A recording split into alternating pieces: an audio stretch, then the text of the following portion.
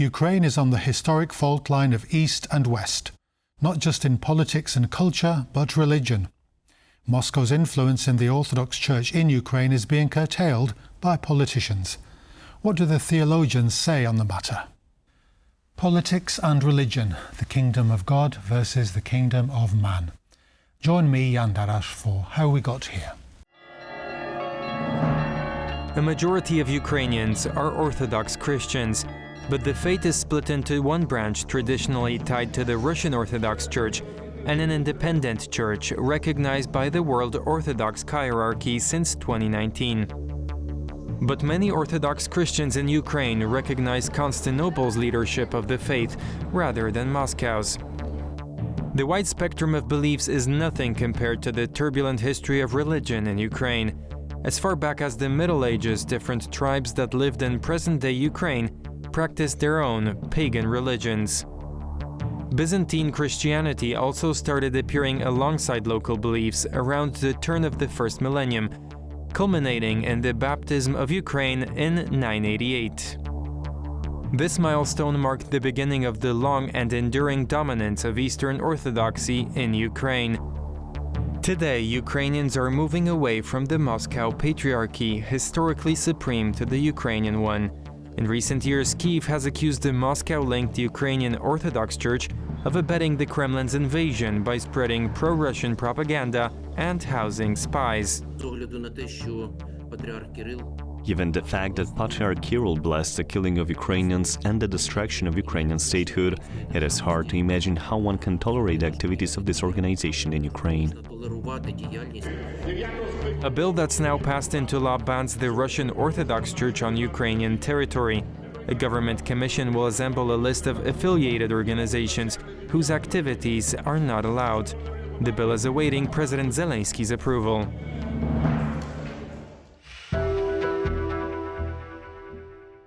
My guest today is Dr. Michał Klinger, Orthodox theologian and lecturer. Welcome to the programme. Thank you for the invitation. Great to have you. Could you? We talked a bit earlier about the new law that's been passed in Ukraine Yesterday, and the very complex relationship in the Orthodox world between the different centres. Could you just give a brief outline, or as much as you can, about the background to this recent law? Mm-hmm. Orthodox Church in Ukraine is a very big one, bigger than in Russia, I think, in the number, yes, because the Ukrainians are very faithful now. Maybe because the war as well, but it is the fact. But another aspect of this church was that it was terribly divided after the fall of the Soviet Union. It was 4 churches in 1990, yes? And Moscow, being the formal supervisor of the majority of this church, did not manage the situation during the decades. It was a mistake, Moscow mistake. I think in Moscow they understand it now.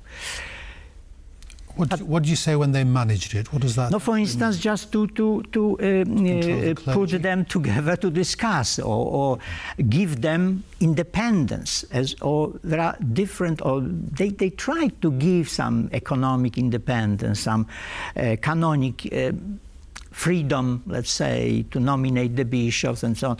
But they were terribly split, also because of historical background. But this history we can now leave aside. But Constantinople was always traditional father or mother church of whole this territory since 10th century, Kiev Rus. Yes.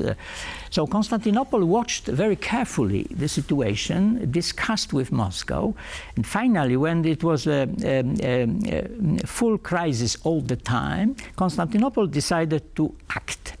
Yes, and in 2018, they finally give the independence of so-called autocephaly in Greece, so sovereignty for Ukrainian Church, Orthodox Church, calling them in one synod to unite. Unfortunately, the first step was done, autocephaly was done, but unification not. And the biggest part of Orthodox believers in Ukraine remained under the supervision of Moscow. It's still the biggest part of Orthodox life and the biggest Orthodox church, so-called Ukrainian Orthodox Church of Moscow Patriarchate, it was called. When the war in 2022 started, this church understood that this Russian, let's say, Orthodox Church in Ukraine, they understood that they cannot continue like this because it was not reliable at all to the situation. And they denounced the governance of the Moscow Patriarchate. It called the Synod in May 22, and they declared that they are not anymore dependent from Patriarch Kirill and Moscow.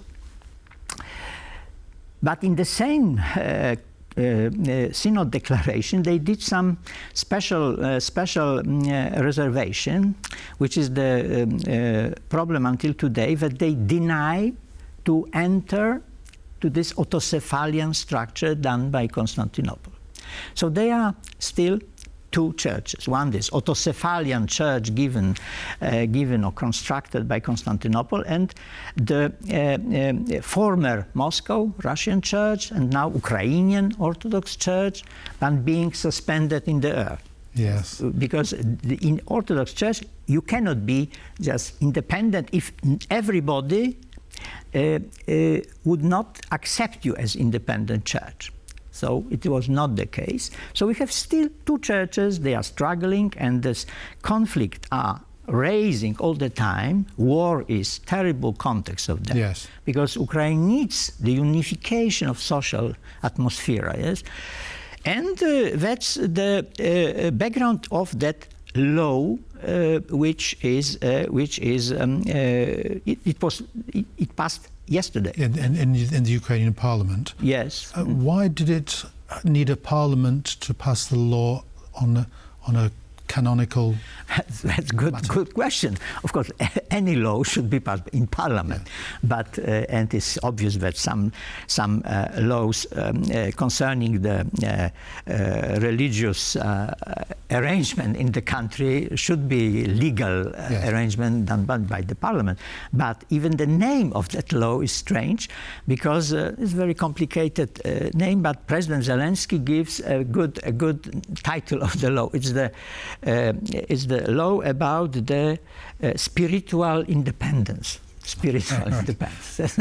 It is just the essence of the law, and the law is the law of the type of the case. So the law is targeted against this Orthodox Church, Ukrainian Orthodox Church in Ukraine, yes, which was a few years ago dependent from Moscow. And nobody believes that they are independent. That's the problem. Yes, because there are also very great allegations and arrests made about the security services penetration of the Russian Orthodox Church. Yes. And President Zelensky has a big dilemma, yes, because from one side he is supporting all means to clarify the real situation inside the church structure, like monasteries, what the clergy is preaching, how they are presenting the so-called Ruski Mir. We are Russians or no, order, and so on. That's painful for the Ukrainian political social situation. From other side, of course, some intervention of the state in the internal life of the church is unacceptable in the modern time. Yes? How do you envisage the likely reaction of the faithful to this tug of war? It's only yesterday, so let us unfortunately wait. And I afraid that we have to expect some difficult reaction and difficult processes, because it would mean that in few months, according to that law, some big monasteries, some dioceses, parishes would be by force taken, change the governance of the diocese. Or it always evoked a terrible social unrest. We talked earlier about the influence of the Russian Orthodox Church on the Polish Orthodox Church in the 19th century. You mentioned an exchange of clergy. Is it going to be? Are we going to see some sort of intervention on that level by the state in these Orthodox churches, do you think? Oh, it's a very unpleasant comparison, but somehow dangerous, possibly real. I hope that Ukrainian authorities, political authorities, would be very clever and will avoid this kind of